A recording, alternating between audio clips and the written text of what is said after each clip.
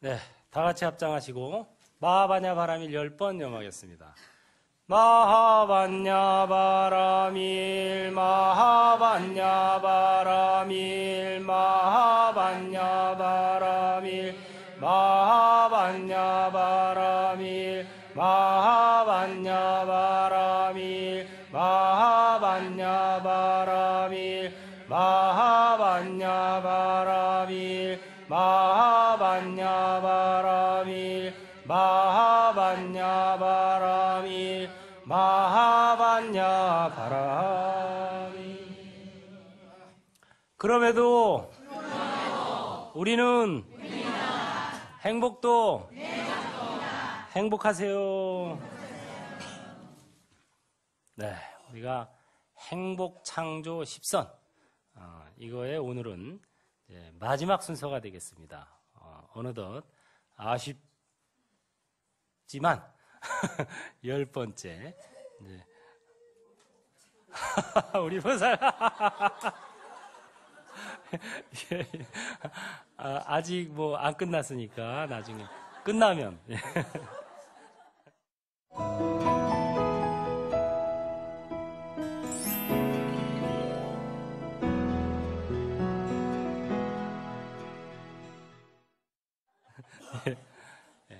10번째가 뭐죠?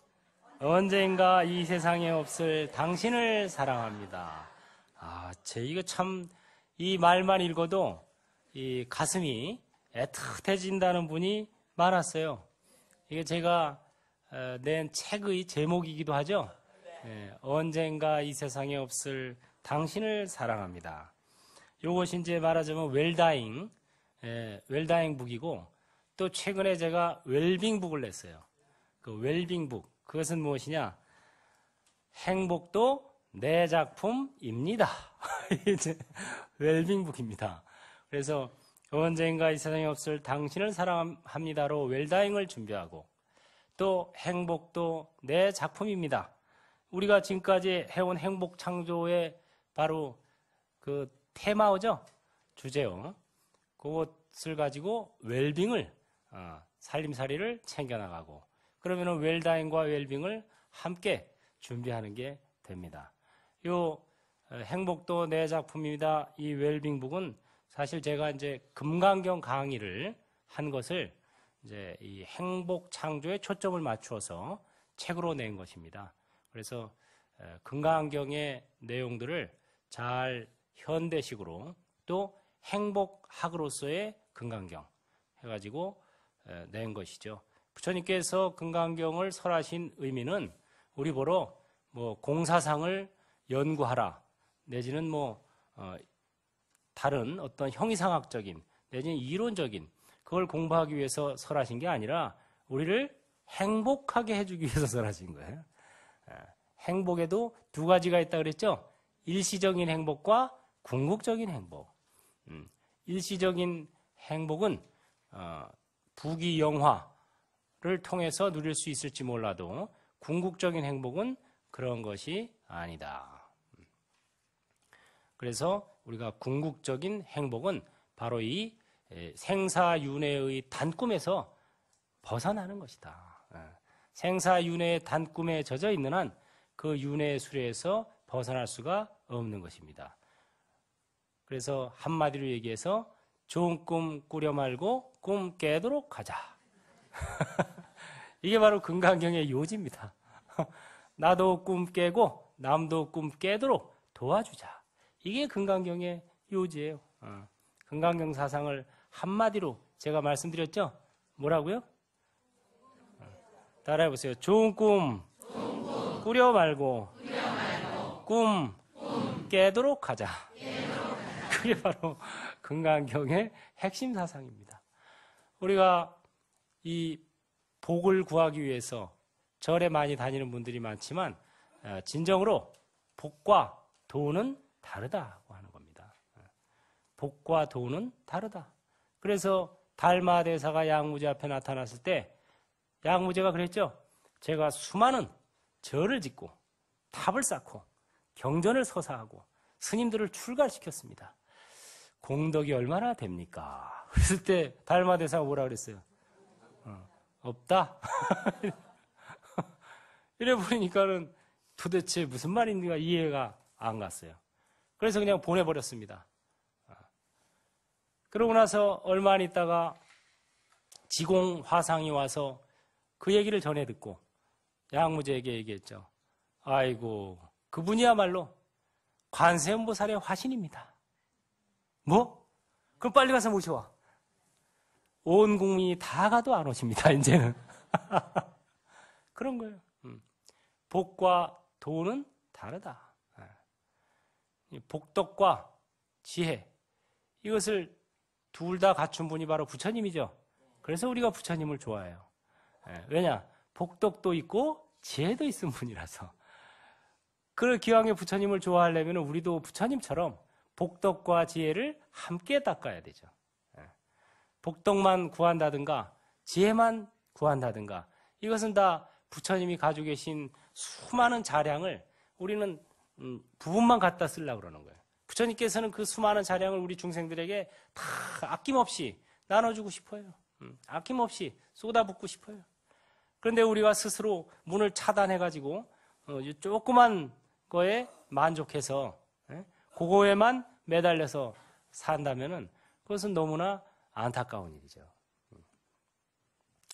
그래서 한편으로는 복덕을 짓고 또 한편으로는 지혜를 개발해서, 이게 바로 현대어로 말하자면 마음 공부와 보시복덕이라고 하는 겁니다. 마음 공부를 닦으면서 보시복덕을 짓는다. 금강경에서도 나오죠. 안욕따라 삼약 삼보리, 부처님과 같은 최상의 깨달음을 얻으려면 어떻게 해야 되겠습니까? 하고 수보리 존자가 질문하죠. 거기에 대해서 부처님이 뭐라고 답하십니까? 따라해보세요. 첫째, 일체 중생을 제도하리라. 이렇게 원을 세우라는 거예요, 첫째가. 그 다음에 둘째, 머무는 바 없이 베풀리라. 이걸 실행하라는 거예요.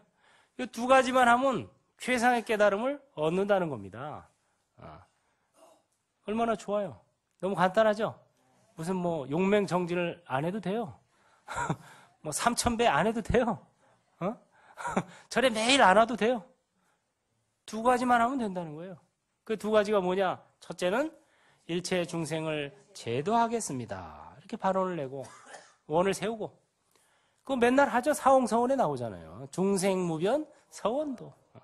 맨날 입으로는 하는데 마음에 사무치지가 않았어. 그게 마음에 사무쳐야 돼요. 일체 중생을 제도하겠습니다 하고 마음에 사무쳐야, 야, 진짜 이제 내가 앞으로 삶을 어떻게 살아야 될지. 근데 중생 제도를 하는데 일단 사랑하는 마음이 있어야 제도가 되겠어요? 없어야 제도가 되겠어요? 있어야지는. 중생들을 바라볼 때, 저분도 언젠가 이 세상에 없을 뿐이구나. 저분도 언젠가 이 세상에 없을 뿐이구나. 저분도. 이런 마음이 일어나야 애틋한 마음이 일어나고, 저분한테 뭔가 내가 부처님 말씀을 전해줘야 되나? 아니면 밥 한 그릇을 사줘야 되나? 뭐 이런 마음이 일어나는 거예요. 그래서 다른 사람들을 볼 때, 또 부인이건 남편이건 부모님을 볼 때 그런 마음을 일단 연습해야 일체 중생을 제도하리라는 원이 조금씩이라도 실현되는 거예요. 따라해 보세요. 언젠가 이 세상에 없을 부모님을 사랑합니다. 언젠가 이 세상에 없을 남편을 사랑합니다. 언젠가 이 세상에 없을 부인을 사랑합니다. 언젠가 이 세상에 없을 나 자신을 사랑합니다. 자신을 사랑하는 사람이 남도 사랑할 줄 아는 거예요. 자신한테 막 사랑과 공경심을 연습 안 한 사람은 남에게도 역시 사랑과 공경심을 연습하기가 쉽지 않습니다. 그래서 나와 남을 정말 사랑하는, 불교야말로 사랑의 종교예요, 사실은. 요새는 뭐 사랑의 종교 그러면 다른 종교고, 불교는 뭐 지혜, 뭐 마음 공부 이 얘기만 하는데, 불교는 정말 자비의 종교죠. 자비야말로 진정한 사랑이다. 자는 내 말을 잘 듣고 순종하는 이를 어여뻐서 사랑해 주는 것이요. 비는 나를 안 믿고 거역하는 사람을 가엾어서 사랑해 주는 거예요. 그러니까 결국은 누구나 다 사랑해 주는 거예요. 이게 진정한 사랑입니다. 내 말을 듣고 잘 따르면 사랑해 주고, 나를 안 믿고 거역하면은 저기 지옥에 쳐놓고, 이건 진정한 사랑이 아닌 거예요. 그것은 종교가 없는 사람도 누구나 할 수 있는 겁니다. 그래서 불교야말로 진정한 사랑의 종교예요. 사실은 나를 믿고 따르는 사람은 어여뻐서 사랑해주고, 나를 안 믿고 거역하는 사람은 가엾어서 사랑해주고, 그래서 일체 중생을 다 내가 사랑하리라, 이런 마음을 먹어야 되는 겁니다. 왜?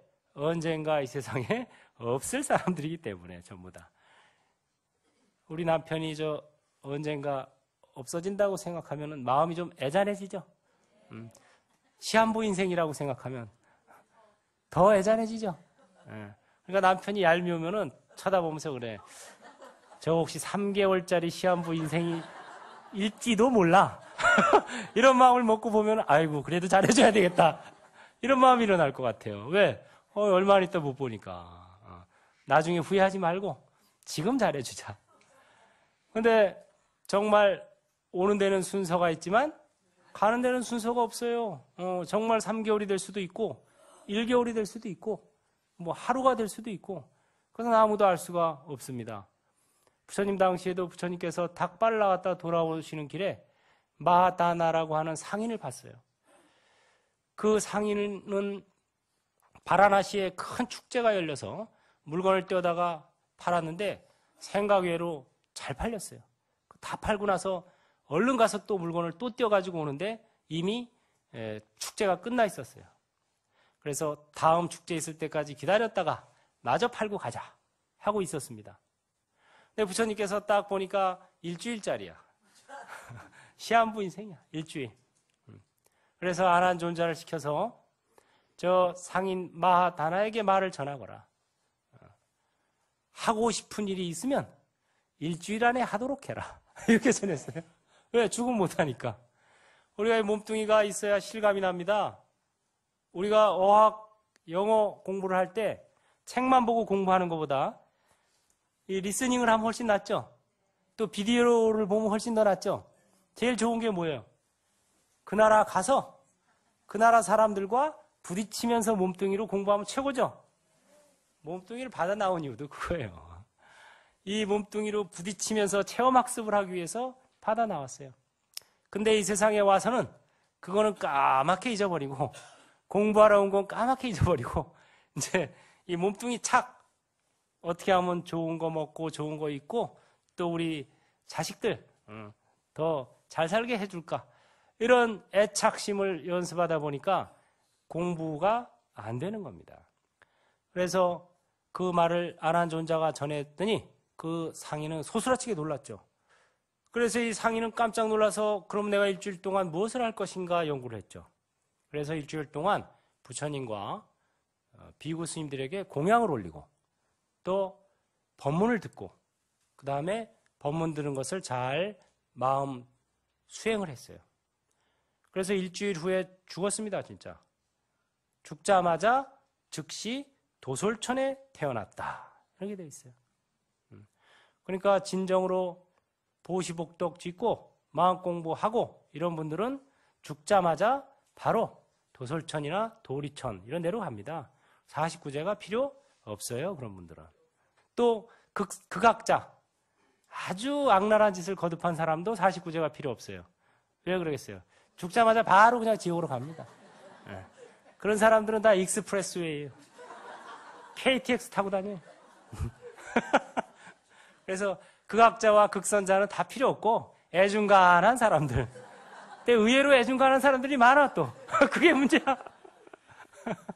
여러분들도 다만 일주일만이라도 보시복덕 짓고 마음 공부 잘 하면은 필요 없어요.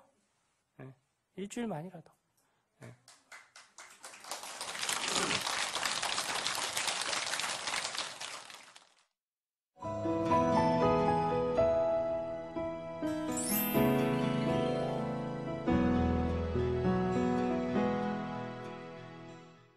과거 부처님 당시에 난디아라고 하는 바라나시의 대부호가 있었어요. 이 사람은 큰 부자였는데 부처님으로부터 수도원을 지어서 상가에 바치면 큰 복이 된다는 말씀을 듣고 자기 재산으로 20바따나 숲에 마하비하라라는 이름의 수도원을 건립했습니다. 그래서 그 수도원을 건립해서 부처님과 승단에 바쳤어요. 그런데 재밌는 사실이 뭐냐면은 마하 모갈라나 신통제일의 제자죠. 목걸련 존자가 천상세계에 갔는데 난디아 장자를 위한 대저택이 이미 갖춰져 있는 거예요. 집만 있는 게 아니라 온갖 생활 도구 집기가 다 있는 거예요. 냉장고, 에어컨까지 다 갖춰져 있는 거예요. 그래가지고 부처님께 와서 부처님, 난디아 장자가 아직 죽지도 않았는데, 그러니까 아직 살아 있어요. 대저택을 그 상가에 저를 지어 바쳤다 그래서 지금 저 위에 천상세계에 대저택이 건립되고 저택은 물론이고 살림살이까지 이미 구비되어 있어요. 이게 가능합니까? 하고 물어봤죠. 그랬더니 부처님께서 이렇게 말씀하셨어요. 열의 아들이여 너는 왜 그같이 묻는 것이냐? 내 두 눈으로 직접 난디아를 위해 준비된 모든 것을 보지 않았느냐? 천상세계는 착하고 너그러이 베푸는 사람을 기다리기를 마치 집을 떠난 자식을 학수고대하는 가족들과 같이 하는 곳이다. 인간계에서 착한 행동을 하며 공덕을 지은 사람이 수명이 다하여 죽게 되면 천상에서는 그를 즐겁게 맞이하느니라. 이렇게 신기한 일이죠. 진짜 저도 이 경전을 보면서 이게 법구경에 나옵니다. 냉장고도 있어요? 네.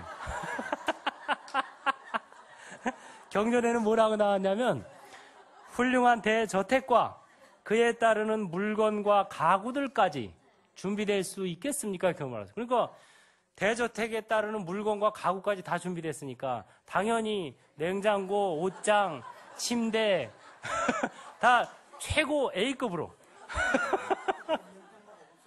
예? 아, 그래요? 아. 재밌게 웃자고 한 얘기죠? 어쨌든 그런 모든 물건과 가구들까지 다 준비되어 있었다는 사실. 이런 것들이 정말 그 아주 생생하게 이렇게 남아 있어요.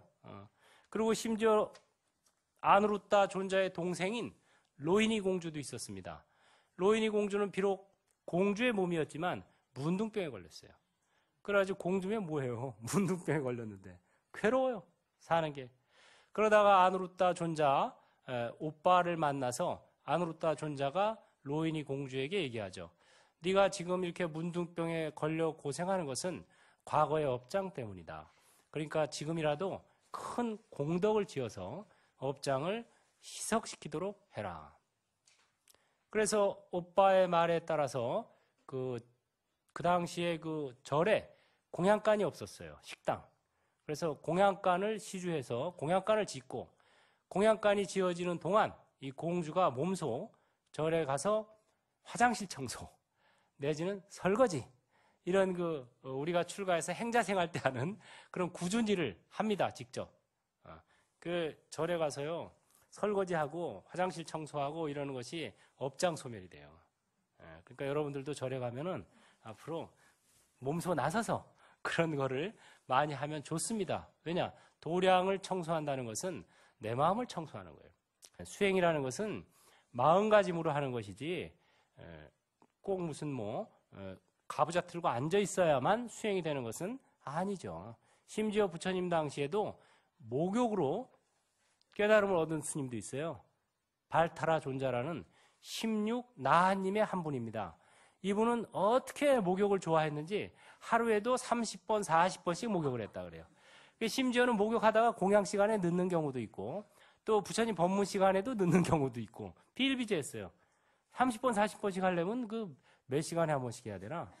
24시간인데 자는 시간 한 6시간 빼면, 그죠? 그럼 18시간. 30번을 하려면 30분 만에 한 번씩 해야 되네, 30분에. 그러니까 30분 만에 한 번씩 목욕을 한 거예요. 그래가지고 이제 하도 지각하고 늦고 이러니까 다른 제자들이 부처님께 말씀을 드렸어요.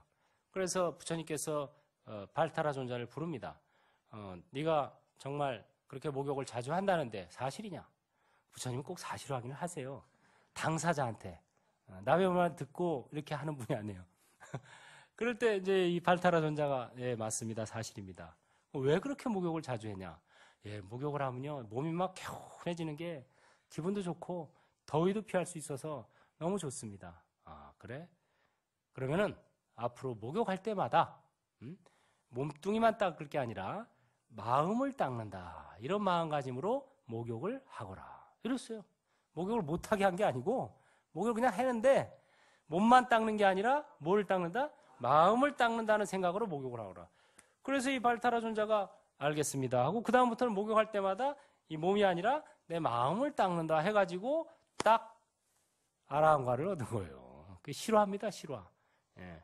그래서 옛날 그 사례담을 보면 뭐 목욕하다 깨달은 사람, 뭐 걸어가다 깨달은 사람, 뭐 여러 가지 다양한 케이스가 있어요. 그러니까 우리나라에도 이제 설거지하다 깨달은 사람이 나타나야 돼요. 여러분들 중에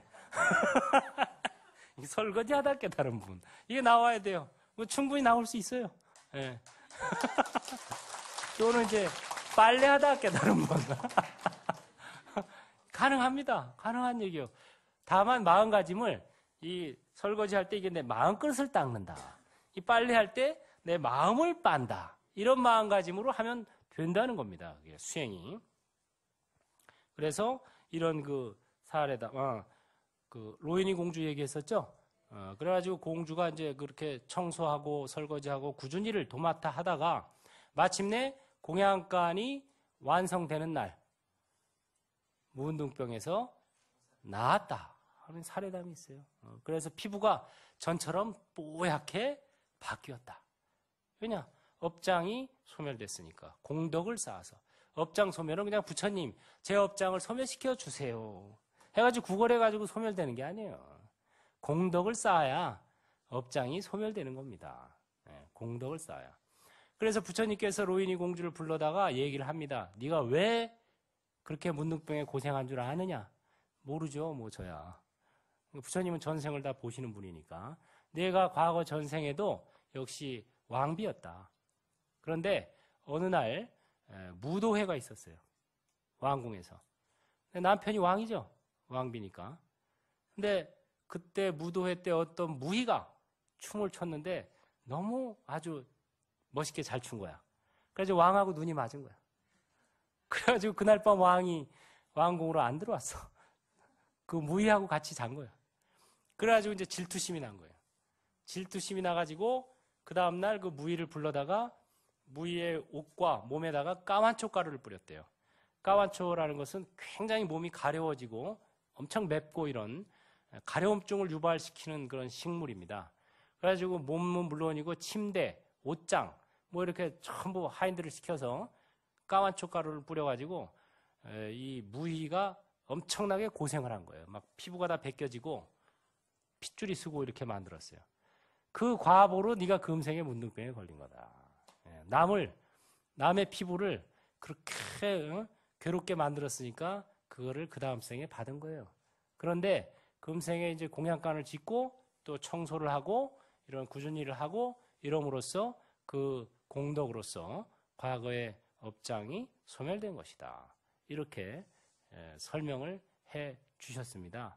그래서 우리가 이 세상을 살아가는 데 있어서 여러 가지가 중요하겠지만은 무엇보다도 공덕을 쌓으면서 살아간다. 부처님한테 복덕을 구걸할 것이 아니고 공덕을 내가 스스로 지어야 되는 거예요. 지어야 돼. 공덕 중에 최상의 공덕은 뭐예요? 마음 공부, 보시복덕. 이게 가장 큰 공부입니다. 그래서 이 마음 공부를 하고 또 마음 공부를 하는 도량에 보시복덕을 짓고 이런 것이야말로 직접 간접적인 공덕이 되겠죠. 그래서 우리가 다른 사람들을 볼 때 특히 언젠가 이 세상에 없을 당신을 사랑합니다. 이런 마음가짐을 꾸준히 연습해야 돼요. 왜냐? 우리 누구나 다 이 세상에 언젠가는 없을 시한부 인생이다. 웰다잉의 3단계를 말씀드렸죠? 첫째는 생천, 하늘나라에 태어나는 것. 둘째는 불생, 안 태어나는 것. 셋째는 원생, 서원으로 태어나는 것.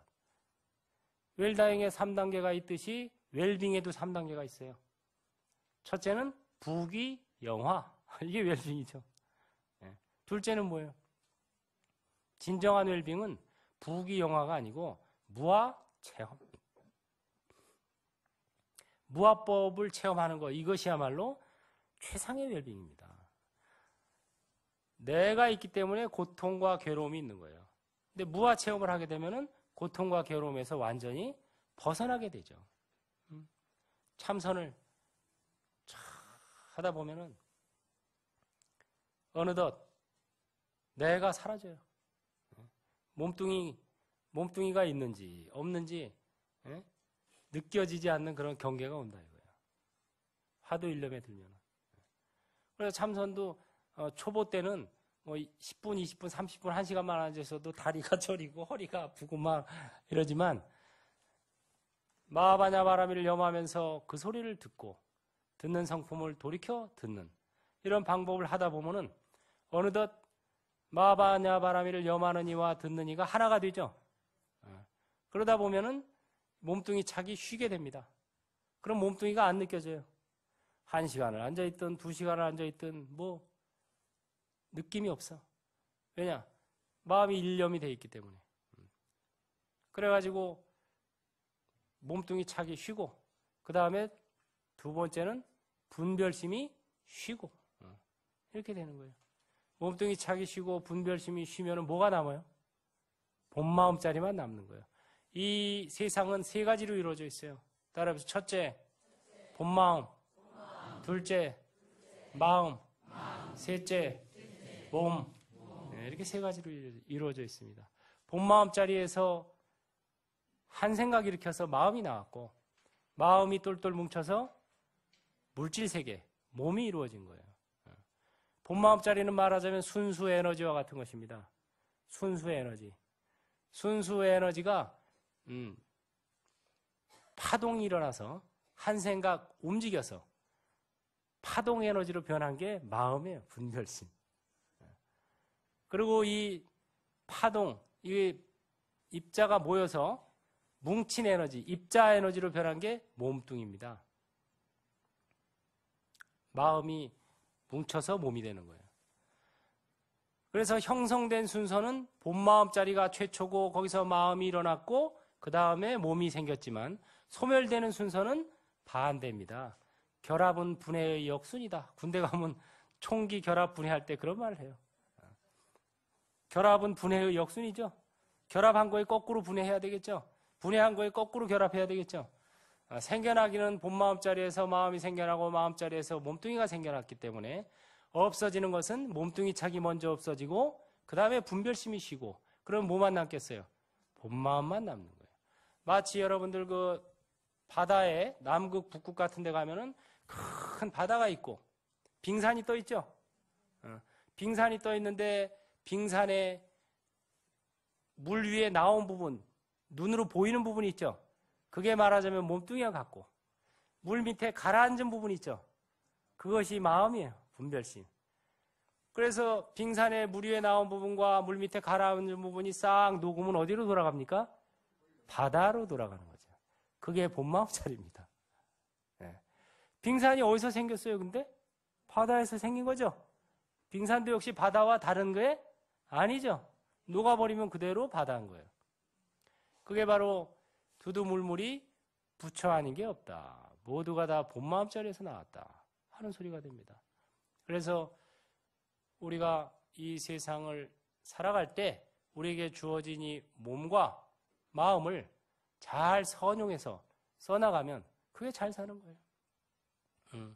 그래가지고 몸뚱이 차기 쉬고 마음의 분별이 쉬도록 잘 선용해서 써나가면 그것이 잘 사는 겁니다. 도를 찾아서 헤매지만 사실은 찾아 나설 곳도 없다고 하는 거죠. 제가 있는 하동 쌍계사 섬진강이 있죠. 지리산과 섬진강을 따라서 조금만 내려가면 남해 바다가 나타납니다. 제가 남해바다에 가끔 가는데 남해바다에 갈 때마다 바닷속에 있는 물고기가 저한테 물어봅니다. 스님, 그 바다라는 게 있다는데 바다가 어떻게 생겼습니까?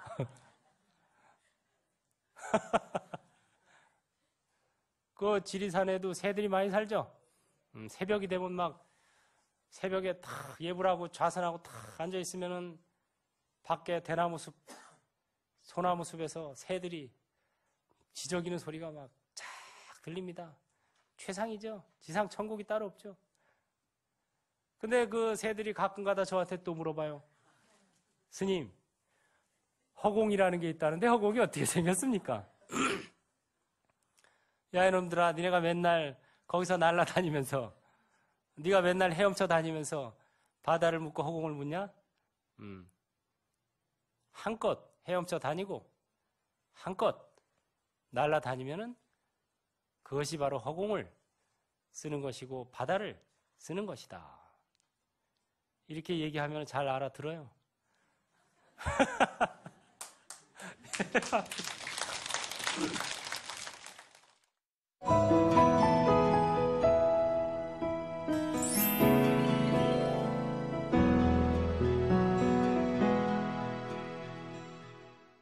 우리가 행복도 내 작품입니다. 이렇게 스스로 행복과 불행을 결정짓는 주 원인은 나다. 바깥의 다른 상황들은 연일 뿐이다. 내가 인이요 남이 연이다.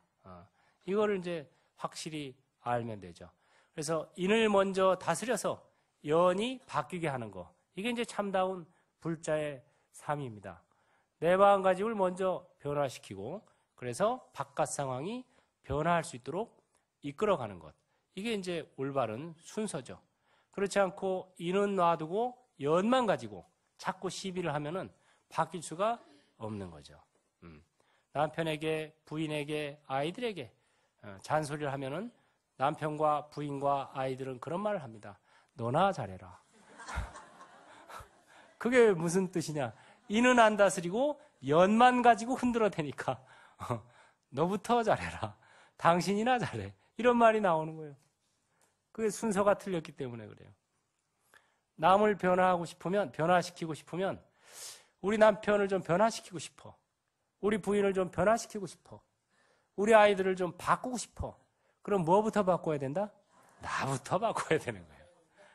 나는 안 바꾸고 자꾸 남만 바꾸려고 그러면은 그게 바로 인은 놔두고 연만 다스리려고 하는 거예요. 근데 순서가 안 맞는 거예요, 그게. 인이 먼저 바뀌어야 연이 바뀌게 됩니다. 그래서 누군가를 바꾸고 싶으면 나부터 바꿔야 된다. 불교는 변화를 사랑하는 종교예요. 왜냐? 재행, 무상. 모든 존재는 변한다. 변하는 것이야말로 진리다. 이겁니다. 변화를 긍정적으로 받아들이고 기왕에 변할 바에는 긍정적 변화를 해야 되겠어요? 부정적 변화를 해야 되겠어요? 긍정적 변화. 변화를 넘어선 진화. 이게 우리의 목표입니다. 진화가 뭐예요? 금생에 인간의 몸 받았으면 다음 생에는 최소한 천상세계에 가야 되겠죠? 다음 생에 천상세계에 갔으면 그 다음 생에는 최소한 해탈해야 되겠죠? 그 다음 생에 해탈했으면 그 다음 생에는 최소한 원생, 보살도를 닦아야 되겠죠? 그게 바로 변화를 넘어선 진화입니다. 긍정적 변화는 뭐냐? 금생에 인간의 몸 받았는데 다음 생에도 또 인간의 몸 받는 거. 근데 지금보다는 좀 나아. 그러면 그게 긍정적 변화예요. 부정적 변화는 뭐냐? 다음 생에는 금생보다 더 못한 인간이 되는 거예요. 그게 부정적 변화입니다. 또는 축생으로 태어난다든가 지옥으로 간다든가. 물론 최소한 이 자리에 앉아 계신 분들은 다 긍정적 변화를 하겠죠. 그래서 인간의 몸 받았다가 다시 인간의 몸 받기도 쉬운 일은 아니라고 하는 겁니다. 이게. 그러니까 인간의 몸 받았을 때 우리가 분발심을 일으켜서 야, 내가 이렇게 인간의 몸 받기도 쉬운 일이 아니라는데 인간의 몸 받았을 때 얼른 불법을 공부해야 되겠구나. 지난번에도 말씀드렸죠? 따라해보세요. 인신난득이요. 불법난봉이며 대도난성이라. 이게 불교의 삼난이에요. 세 가지 어려움. 첫째는 인간의 몸 먹기 어렵고, 둘째는 불법 만나기 어렵고, 셋째는 대도를 이루기가 어렵다. 그런데 여러분은 벌써 인간의 몸 받고 불법을 만나고 대도에 한 발, 두 발, 지금 벌써 엄청 가까워지고 있죠? 예, 행복이 창조되고 있죠? 그러니까 하루에 최소한 몇 번은 크게 웃어야 된다? 3번은 크게 웃어야 된다. 하루에 크게 3번은 웃고 시작해야 됩니다. 따라해보세요. 웃자. 웃을 일이 생긴다. 웃을 일이 생겨서 웃는 것은 누구나 할 수 있다. 먼저 웃어서 웃을 일이 생기게 만드는 것은 참다운 불자만이 할 수 있다. 네, 그겁니다. 네. 자, 누가 나를 즐겁게 해주기를 기다리지 말고 내가 먼저 남을 즐겁게 해주자. 남편이 나를 즐겁게 해주기를 기다리지 말고 내가 먼저 남편을 즐겁게 해주자. 부인이 나를 즐겁게 해주기를 기다리지 말고 내가 먼저 부인을 즐겁게 해주자. 부모님이 나를 즐겁게 해주기를 기다리지 말고 내가 먼저 부모님을 즐겁게 해주자. 이게 바로 주인공으로서의 삶입니다. 누가 나를 즐겁게 해주기를 기다리는 것은 종된 삶이에요. 부처님에게도 마찬가지예요. 절에 와서 그런 마음을 연습해야 돼요. 부처님이 나를 즐겁게 해주기를 기다리지 말고 내가 먼저 부처님을 즐겁게 해드리자. 예? 시간이 없어서 행불어록 10선은 못했지만 행불어록 10선에 보면은 9번째 그런 말이 있어요. 따라해보세요. 부처님 덕 보려 말고 부처님이 내 덕 보게 하자. 마누라 덕 보려 말고 마누라가 내 덕 보게 하자.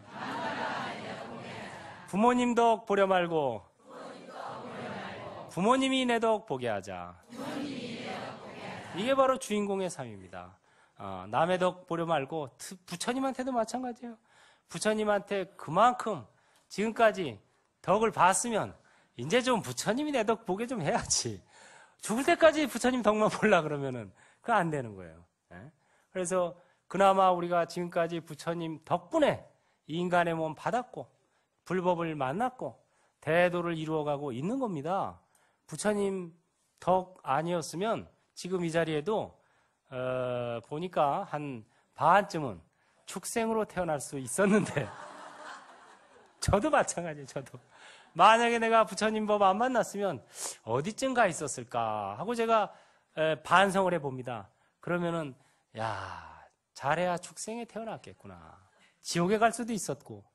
근데 다행히 부처님 법을 만나서 부처님 덕분에 인간의 몸 받아서 그래도 또 이런 자리에 앉아서 잘난 척하면서 지금 말을 하고 있구나.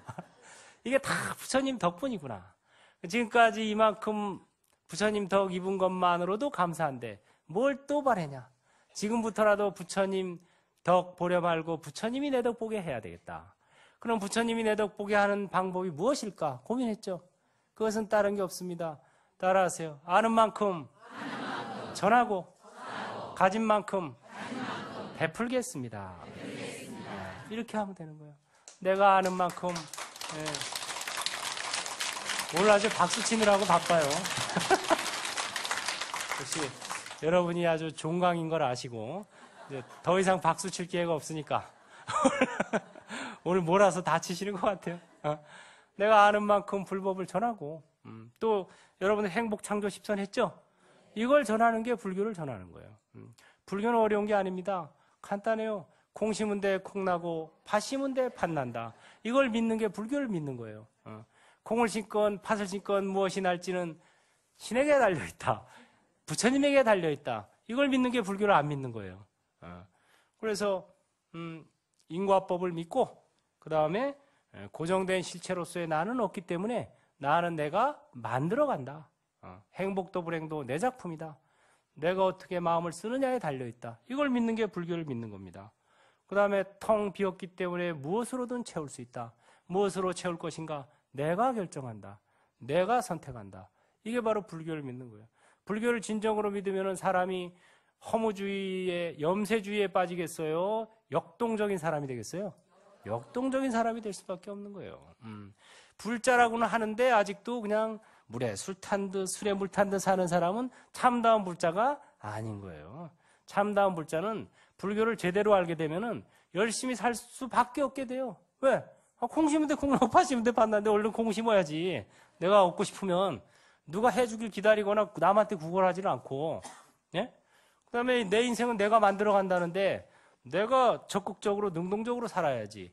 그래서 열심히 살되 애착하지 않는다. 이게 바로 대승 보살의 삶입니다. 그럼 어떻게 열심히 살면서도 애착하지 않을 수가 있을까요?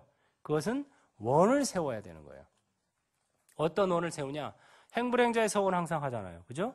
부처님 감사합니다. 지금까지 이렇게 보살펴 주신 것만으로도 감사합니다. 그러니까 앞으로는 부처님 은혜를 갚아야 돼. 어떻게 갚느냐? 법륜을 굴리겠습니다. 이 법륜을 굴리는 거야말로 부처님의 은혜를 갚는 최상의 방법입니다. 부처님이 이 세상에 오신 것은 법륜을 굴려서 중생들을 제도하기 위해서 오신 거예요. 다른 의미 아무것도 없어요. 여러분들한테 떡 받아먹고 과일 받아먹고 용돈 받아먹으려고 오신 거 아닙니다. 법륜을 굴려서 중생을 제도하기 위해 오신 거예요. 근데 내가 부처님의 은혜를 갚으려면은 부처님이 하시는 일을 거들어드리는 방법밖에 없죠. 그게 뭐예요? 법륜을 굴리겠습니다. 그래서 부처님의 가르침을 세상에 퍼뜨리는 거, 이게 법륜을 굴리는 겁니다. 내가 직접 할 수 있으면 직접 하고, 안 되면은 하는 분을 도와드리고, 뭐 아니면 좋은 책이라도 권해드리고, 방송이라도 듣고 보게 하고, 이게 법륜을 굴리는 거예요. 내가 할 수 있는 만큼 하면 되는 거예요. 아는 만큼 전하고 가진 만큼 베푼다. 그래서 법륜을 굴리고 그 다음에 행불하겠습니다. 행불한다는 것은 바로 열심히 살되 애착하지 않는다. 이게 이제 들어가 있는 겁니다. 그래서 이 행복을 우리가 부처님한테 구걸할 것이 아니라 내가 스스로 창조해 간다. 그럴 때 하늘은 스스로 돕는 자를 돕는다. 부처님도 신중님도 우리를 지켜봐 주시고 도와주시는 분입니다.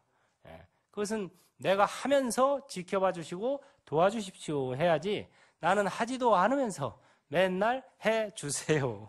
그건 구걸하는 것이고 구걸하는 마음 연습하면 거지 종이 됩니다. 그래서 구걸하지 말고 발언해라. 원을 세워서 내가 실천해 나갈 때 부처님께서도 또 신중님께서도 지켜봐 주시고 도와주시고 계신다는 것을 신념을 가져야 됩니다. 자, 다 같이 합장하시고 행불행자의 서원, 부처님 감사합니다. 법륜을 굴리겠습니다. 행불하겠습니다. 행불하세요.